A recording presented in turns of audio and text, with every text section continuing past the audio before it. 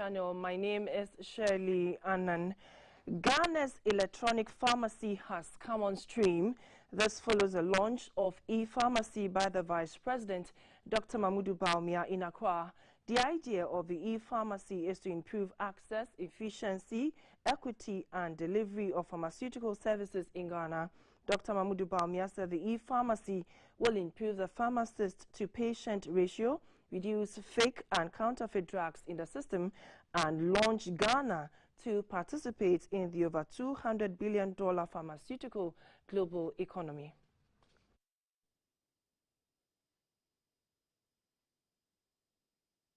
Have you ever thought of Ghana having a single platform where customers and patients can purchase their prescribed drugs at their own convenience? At his recent lecture on Ghana's digitization agenda at Ashesi University in Accra, the Vice President, Dr. Mahamudu Bawumia, had announced that the government will soon launch the electronic pharmacy platform to support pharmaceutical services in Ghana. And this platform has been launched today.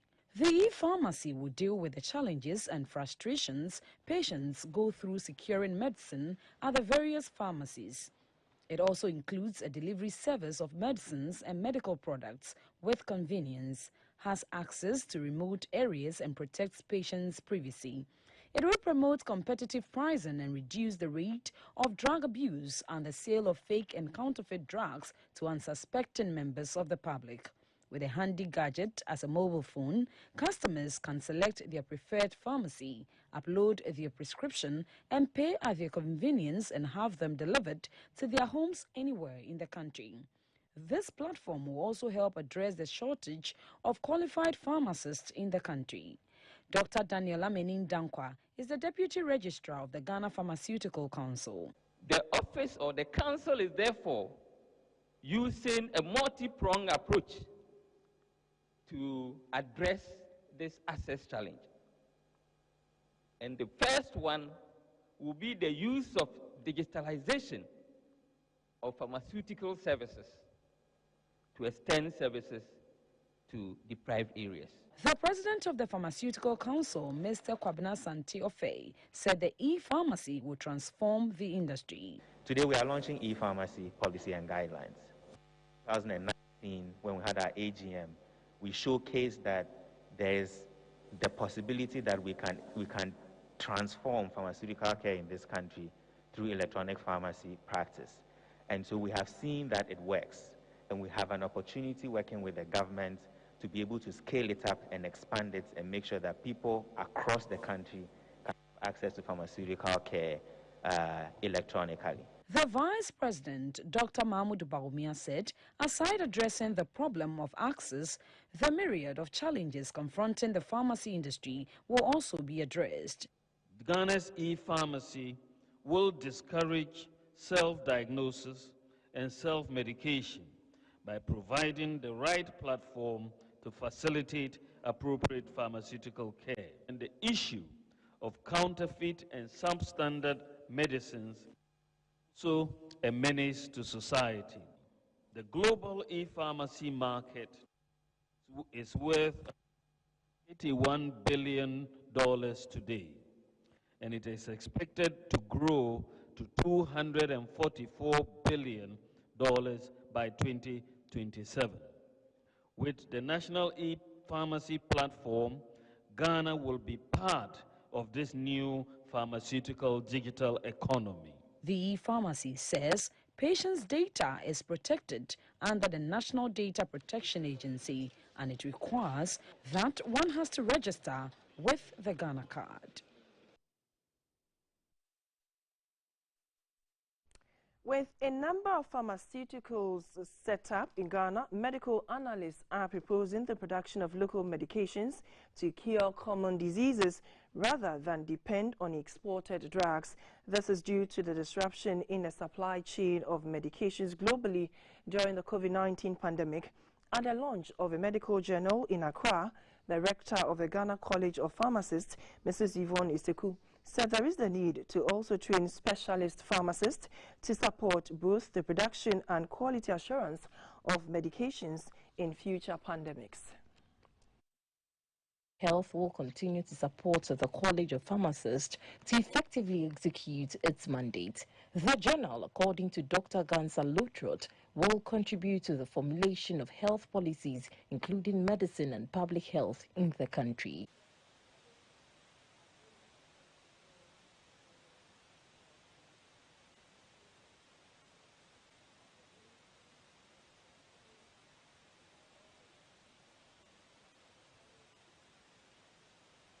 The Ghana College of Pharmacists is mandated to train specialist pharmacists in the areas of quality assurance, drug production, community practice, public health, clinical pharmacy, among others.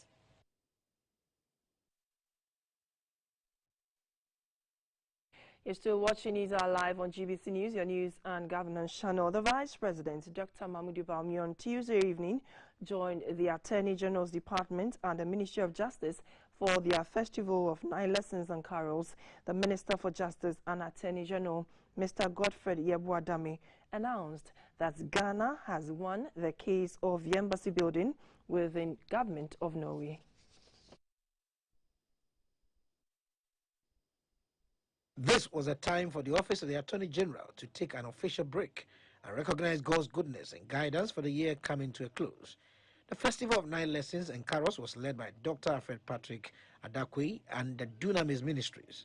Took the gathering on a trip down Christmas unique and emotional complex memory lane by the singing of the traditional songs of the season. There was the reading of seasonal Bible verses blended with Christmas music. The Minister for Justice and Attorney General, Mr. Godfred Yeboah-Dame, read the 7th lesson. The Chief Justice, His Lordship Justice Eni Yeboah, took the 8th lesson. Vice President Dr. Mahmoud Bawumia read the 9th lesson. All things were made by him, and without him was not anything made that was made. In his sermonette on the meaning of Christmas, the Director of Programs for the Anglican Diocese of Accra, Reverend Ekwe Ofori-Boateng, said the Christmas season is about the birth of Christ, forgiveness, and the season of sharing. As Christ has been born so that our sins may be forgiven, whose sins have we as the body of Christ forgiven? As we sit here, who are we not speaking to? Because we cannot forgive them for what they've done against us. Minister for Justice and Attorney General Mr. Godfred Yeboah-Dame lauded the work of the department staff for chalking up a lot of success in 2021. We braved the storm. We put our act together. The Civil Division registered one victory after the other. From the PDS action, which we won around June or July, to the ENI action against the Attorney General, and to many other judgment dates, which we avoided. We counted our victories as the year rode on. In fact, just last Friday, I received the good news from Norway that the Oslo District Court dismissed an action instituted against the government of Ghana in respect of the processes for the acquisition of an embassy building in Norway. The Vice President, Dr. Mahmoud Bawumia, said Jesus Christ stood for love, peace and unity, and Ghanaians must emulate that. He was the epitome of love for the poor, for the sick, for the sinners. He was an epitome of peace. He was the Prince of Peace, epitome of unity. And that is really what we should all strive for in this country. Love, peace, and unity.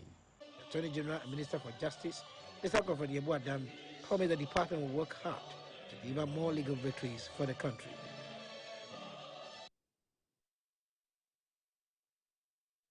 The Ghana Police Service reports that it has gunned down one of the armed robbers suspected to be part of the gang that shot and killed 2 police officers in Zwarungu, capital of the Bolgatanga East District of the Upper East region. The troubling incident happened on Wednesday, December 14, 2021, within the Central Business District of Zwarungu. However, relatives of the deceased in Shega, a community in the Talensi district of the Upper East region, say their relative is innocent. Their page, the police said a special anti-robbery squad assisted by the Upper East Regional Police Command led an intelligence special anti-robbery operation in Patia in the Talensi district to hunt for the gang of armed robbers who killed the 2 police officers at Zwarungu.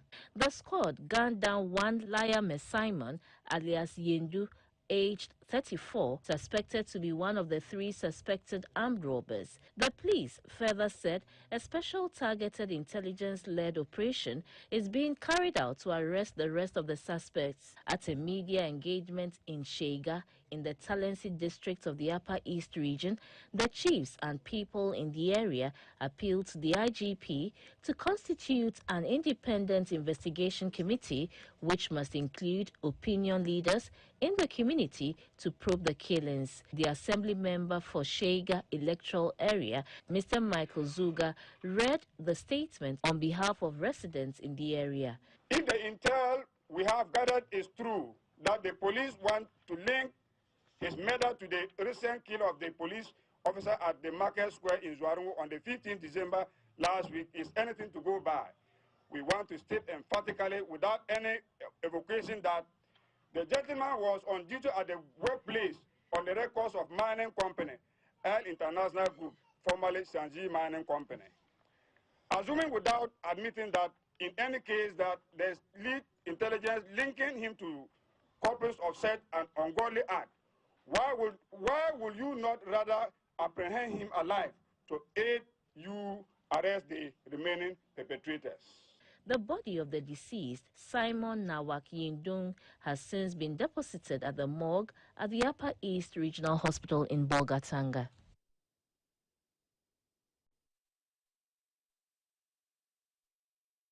The Health Facilities Regulatory Agency will from 2023 publish a list of accredited healthcare providers to enable patients seeking for the best services to easily identify such facilities.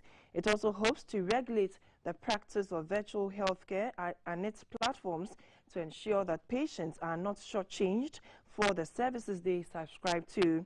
These are some activities HEFRA hopes to embark on next year to attain the best regulator on the continent.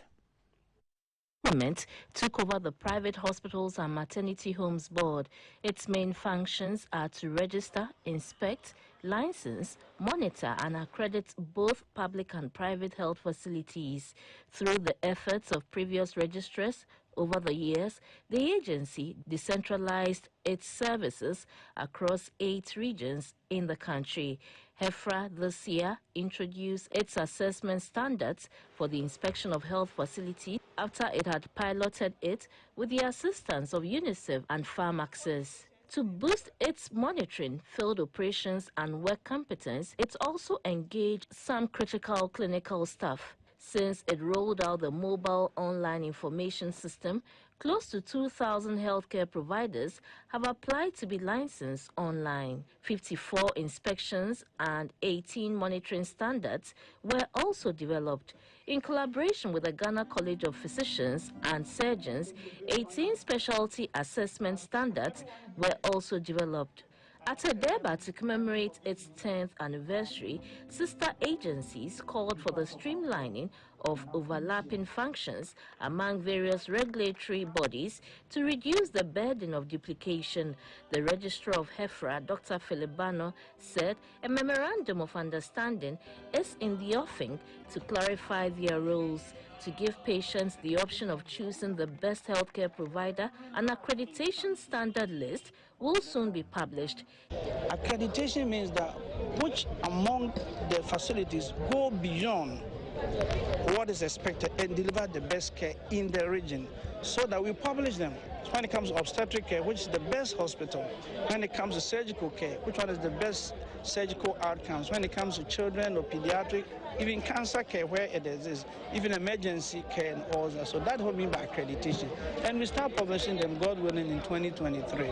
So the challenge to all healthcare providers now, make sure when the first edition, the maiden edition comes, your name is on there. If you are saying you are the go-to hospital in the region, is your name really there? when we judge you among your peers. He further disclosed that virtual healthcare and pharmacies, which offer laboratory services, would soon be regulated. The theme for the celebration is digitalizing to improve health regulation. Sarah for GBC News, Accra.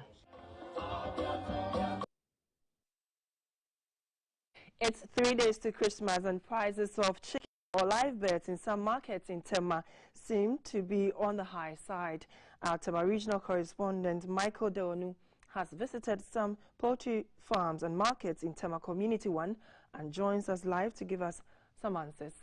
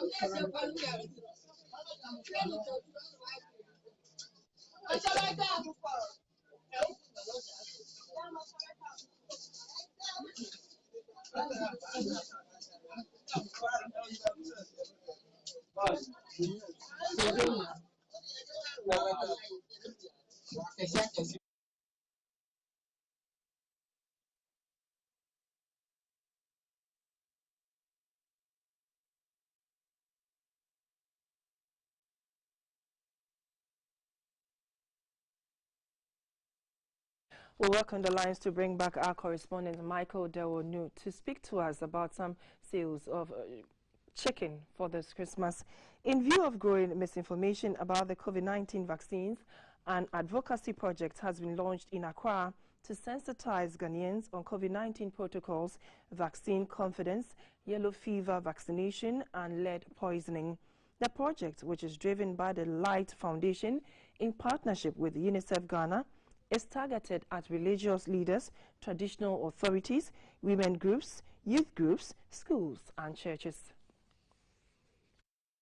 The advocacy and sensitization project embarked upon by the Light Foundation and UNICEF Ghana is engaging the target groups to use their influence and authority in their respective communities and fields to convey the message to their peers and subordinates. The launch brought together resource persons from the Environmental Protection Agency, EPA, Food and Drugs Authority, FDA, the Ghana Health Service, and UNICEF Ghana. The EPA schooled the gathering on the effects of lead poisoning, whilst the FDA touched on approved vaccines and medicine safety. The Ghana Health Service then educated the leaders on COVID-19 vaccines and the need to get vaccinated. UNICEF Ghana also enlightened the gathering on COVID-19 vaccine confidence. Participants had the opportunity to seek clarity on some nagging issues. The Chief Executive of Light Foundation, Sheikh Ali Abubakar Napari, appealed to the various group leaders to be ambassadors of the project. It is my hope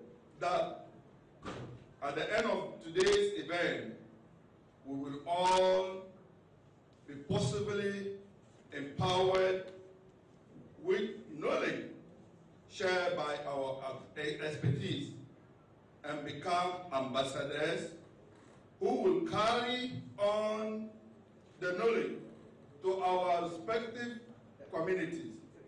Speaker after speaker lauded the initiative and reminded Ghanaians to continue to adhere to ongoing COVID-19 protocols. They urged people in authority to be proactive in dealing with COVID-19 and other health issues. In all, 11 communities within the Greater Accra region were represented at the launch.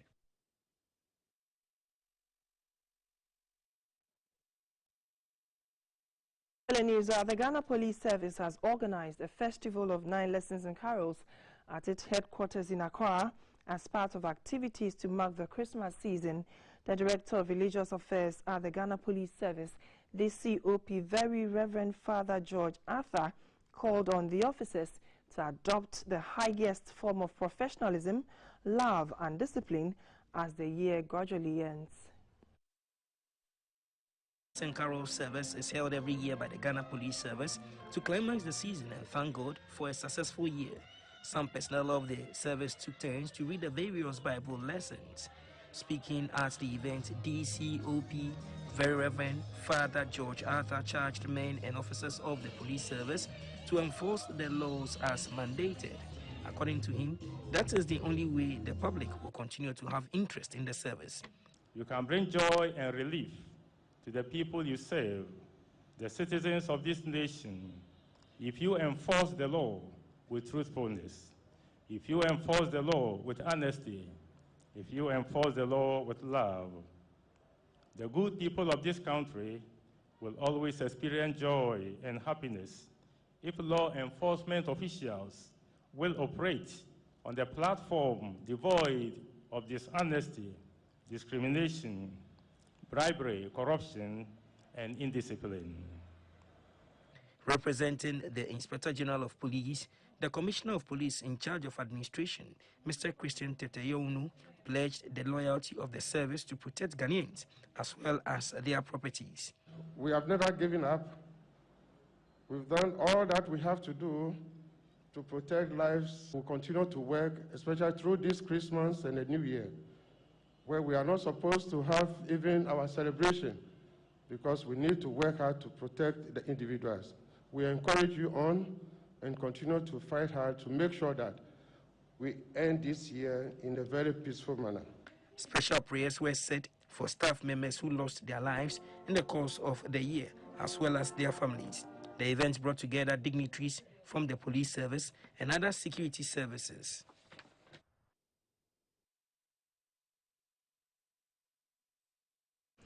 It's 3 days to Christmas, and prices of chicken or live birds in some markets in Tema seems to be on the high side.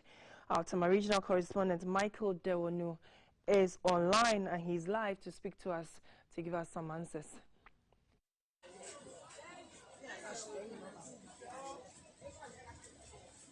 Yeah, good afternoon to you.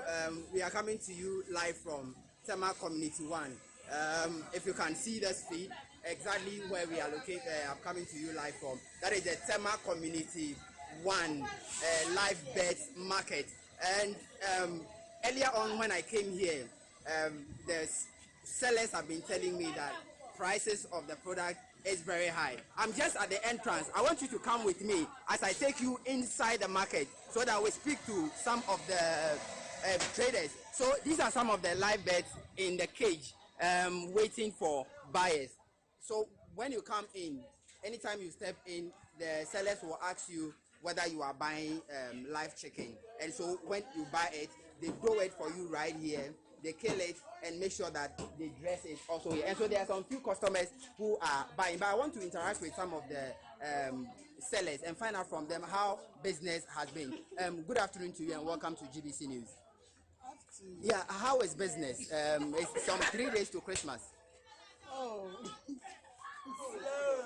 Bring it here. I'll bring it here. Okay, yeah. Okay, so yeah, so how is business? It's 3 days to Christmas.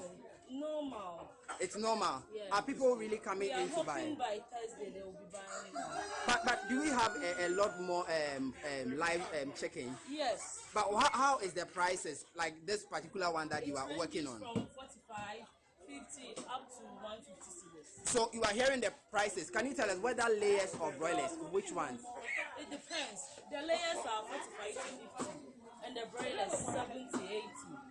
And we have cocktails too. Oh, okay. When you come, my name is Sarah. Sarah 1. Okay, so I'll take you inside again. So this is inside the poultry market, and these are live chicken. But they tell me that sales is not really moving as expected. But they are hoping between Christmas 24th, 25th, Christmas. But there are some cages that are empty. You know,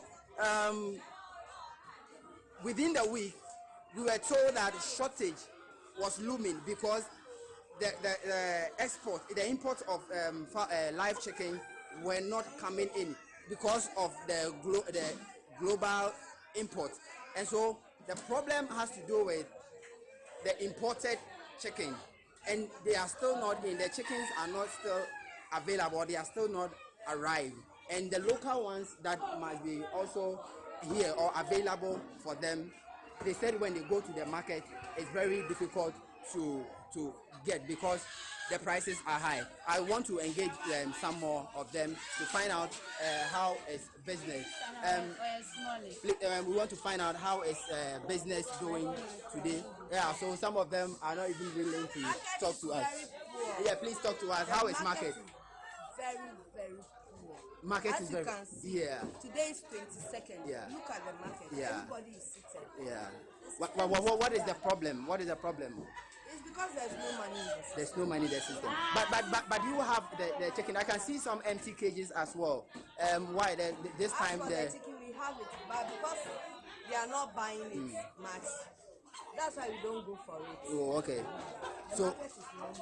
The market is really not moving. So that is what the sellers are saying. The market is really not moving. It's really poor. The chickens are here, but they are not moving.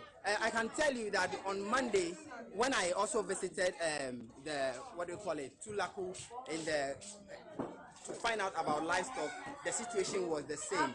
They were not having so much goods for the public to buy because they were also complaining about the cost. So in terms of poultry and livestock for this very Christmas, this is the situation. This is the situation that we have here. Market is saying. Oh, if I meant Papa, Nana Brony, the Empacho. The Empacho, I ain't to carry people that almost less than for Diano. That's why I see you in your for your buyer. When you're not that, you're trying to answer a phone call. You're touchy. Sir, good afternoon. Are you here to buy some chicken? Yeah. So how is the price for you? They are moderate. By God's grace. Yes, we could afford this year. Last year we bought some chicken, and this year we said, let's come and check. Checking through, we saw that the prices are moderate. Very good, not too much increase. Oh, okay. So there's a buyer, and he's saying that the prices are really okay. So you buy, they work on it for you, and you take it away. But they say the prices or the customers are really not coming in to buy. So that is the situation here we have in the Tema Community 1 live birds market here. We would keep an update. Tomorrow on 24th, which is Friday, a day to the Christmas, we will come to gauge the situation again to see whether people are coming in. The people are saying we will do last minute purchase. So we will come here again to find out whether people are really coming in to do last minute buying or the situation is still the same. So that is the situation for from Tema Community 1, the live birds market. For GBC News, this is Michael Dewanu reporting.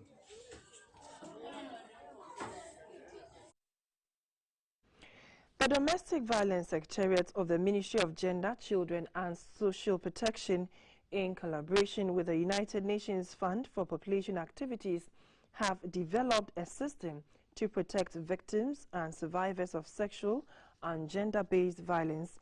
It is called the Orange Support Center and WAME, an Akan expression which means help me.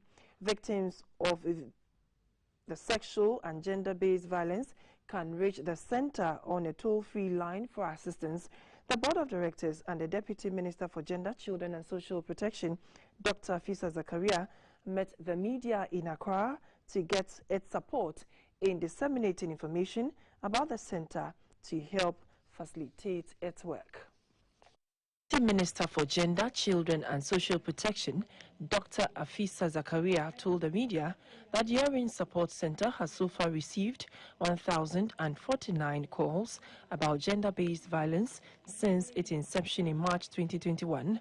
Out of the number of cases, 401 are gender-based, 92 are successfully closed cases, 21 halted, and 285 active cases. She emphasized that the Orange Support Center is not a lip service, but a center determined to protect victims and survivors of domestic violence and ultimately eradicate it. The center has recorded a lot of calls from the various regions, 49% of which is from the Greater Accra, 9% from Ashanti, 8% from the Volta region, and 26% from Central region.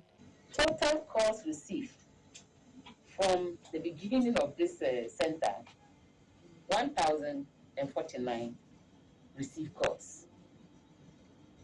Number of gender-based violence, 401 cases. Number of closed cases, 92 successful closed cases with satisfied clients and 21 halted. We have 285 active cases. Then we have frequency of cases that we get, especially in the regions. Greater Accra have 49%, Ashanti region have 9%, Volta region have 8%, and Ashanti and Central regions, Central region have 26%. For other regions, I think we're not able to get the data, especially the northern zone. Men who are also abused by their female partners are encouraged to report to the center. Victims, but it's better than it.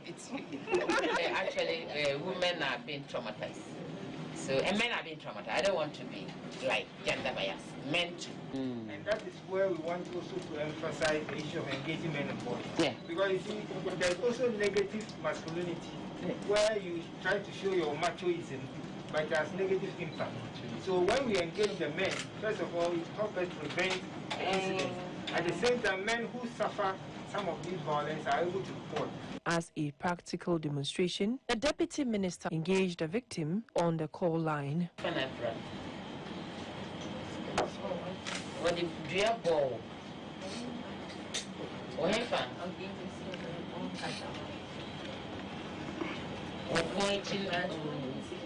Now then, one person over report the case number police.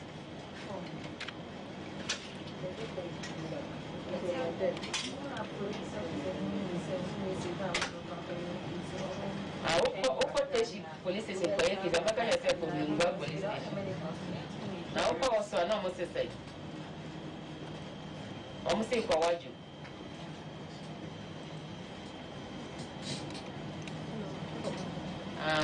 To work for what you are, when you know, now, wow, Crano. And I would that's what you are walking, wow, Crano, your face, and I walk did you also to. Now, oh, Sassam, when I cannot see what you are, who did you know? Yamin Pegu, that provoked baby. I touch him, no film. It's a one actually, they will. These are some of the reasons we always tell victims to report such abuses to the police, because it is the only way we can assist them. But before you ever go, so I say also boy and I am boy. You have a friend who go police station. Your friend we are yet never some friend and work as a what. And what be a woman at the baby. Thank you. Let us. Thank you. The toll-free line is 0800-111-222. The officials called on non-governmental organizations to come on board. This is still news live on GBC News, your news and governance channel. We take a break. When we come back, we'll do some business. Please stay.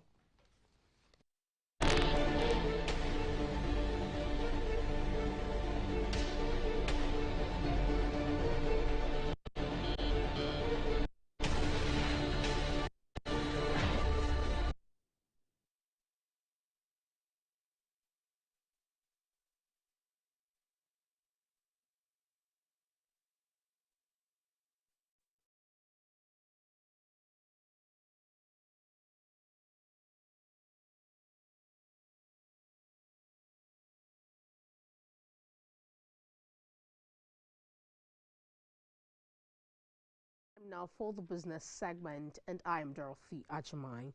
Ghana's economy grew 6.6% in the third quarter of 2021, marking the biggest quarterly growth since the emergence of the COVID-19 pandemic. The economy expanded 3.1% and 3.9% in the first and second quarters after seeing its lowest growth in 37 years in 2020.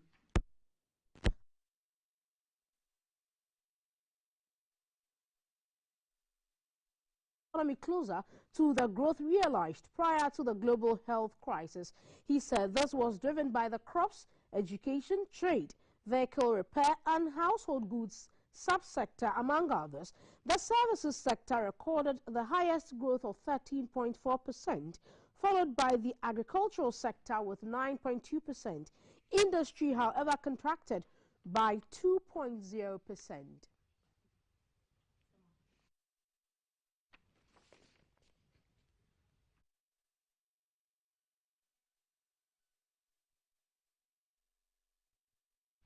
Chief cocoa farmers from the country's 16 regions have visited the cocoa processing company in Tema. The visit is to afford farmers the opportunity to understand and appreciate the processes of raw cocoa to the end product, which are confectionery.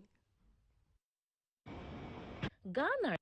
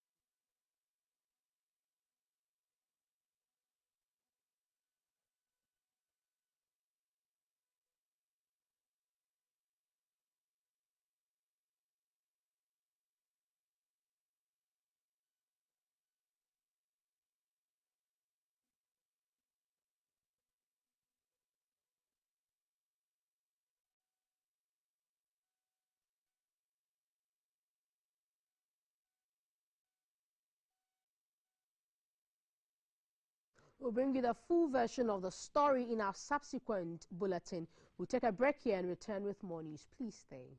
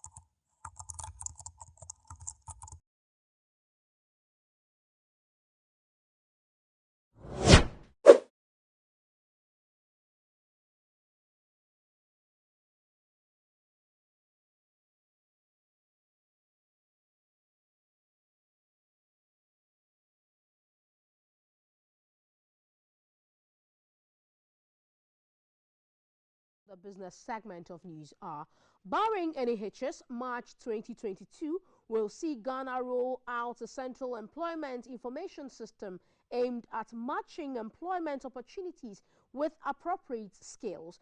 The platform, spearheaded by the Africa Skills Initiative, will also anticipate the country's skills needs and advise government accordingly.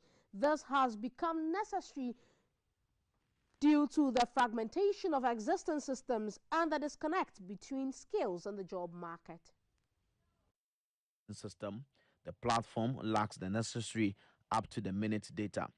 This latest labor market information system will be cross-sectorial, with the Ghana Statistical Service playing a major role. Essentially, the platform will help government forecast the future needs of the labor market and map out strategies to fill in appropriately. A consultant with the project, Dr. Alexander Preko, gave the timelines attached to the project. Currently, when you even go to the Ministry of Employment and Labor Relations, we have some information over there, but it is actually not being fed with data. Okay, so we have the templates that has been developed, maybe data from the agri sector, data from the service sector, production sector, but with these, what we are doing today, if it is being launched officially, then now all employers in Ghana will have a template that they can collect data from their employees. Are you getting me? So that the system can now be fed with this kind of information. National Project Coordinator of the ILO Scale Up, Mr. Frank Adeto, revealed that some donor partners are on standby to provide the hardware for the labor market information system. Thankfully, there is a program that is being supported by the World Bank, which is the Skills for Job project, which is ready to provide the hardware, talk about the computers and other instruments that we need, or tools that we need to be able to set up the system across the country. What we are doing as ILO is to work with the Ministry of Employment and Labor Relations to support the data collection mechanism. The Ghana Labor Market Information System is basically going to look at how to collect and collate data, how to process the data and share same, so that job seekers and potential employers will be on the same page to create seamless employment regimes. And that's it for business. The international news is next.